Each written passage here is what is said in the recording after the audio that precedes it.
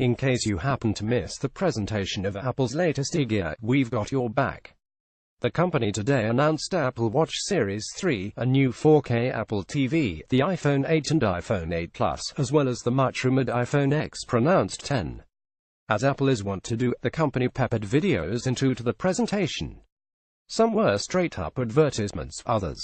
Read more. We've noted before that Apple tends to follow a pretty consistent trend. The company has a big iPhone event, and the stock price doesn't really do all that much because everyone knows what to expect.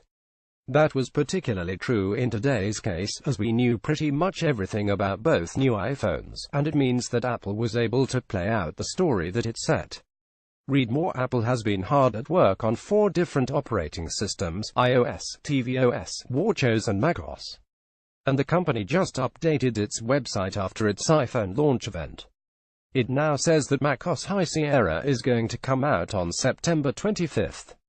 macOS didn't get any love this time around, as the company didn't even mention High Sierra once. Maybe there wasn't enough time. Read more. It remains to be seen whether Apple's Face ID will be as convenient as Touch ID. It already failed on stage, but at the very least we can't accuse Apple of not dedicating enough hardware to the task. The front of the new iPhone X has a full-on depth sensing system much like that of the original Connect. The prominent cutout on top hides more than a selfie camera, it has a pair.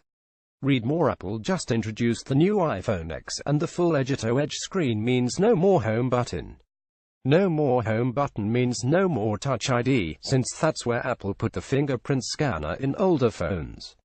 So to keep your phone secure, Apple is introducing Face ID, which lets you unlock your phone by just looking at it. This new scanning feature also replaces Touch ID for Apple. Read more. Apple showed off the next generation iPhone today, called the iPhone X, which included a slew of updates and a big boost to its power and cameras, which, of course, would do some damage to your battery.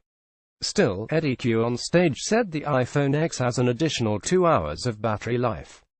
That's likely thanks to being more power efficient with its new A11 Bionic processor. And read more. Apple announced the AirPods at the iPhone 7 launch event a year later. The company is already updating its wireless earbuds, well, at least its case.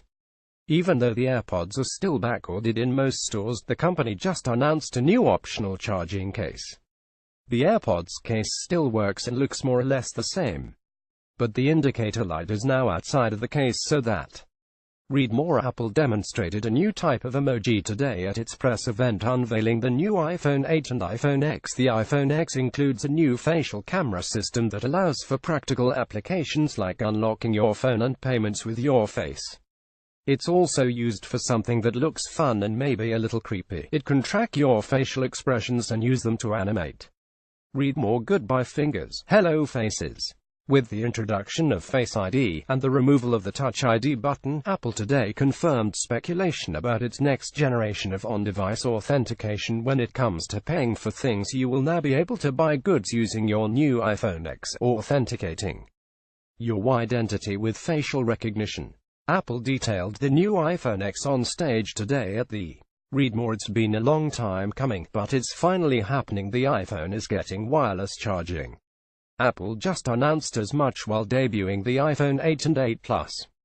Perhaps most interesting, Apple didn't go and make an all-new standard here. They're using Qi, pronounced Qi, an open standard that has been in the works for nearly a decade. Read more.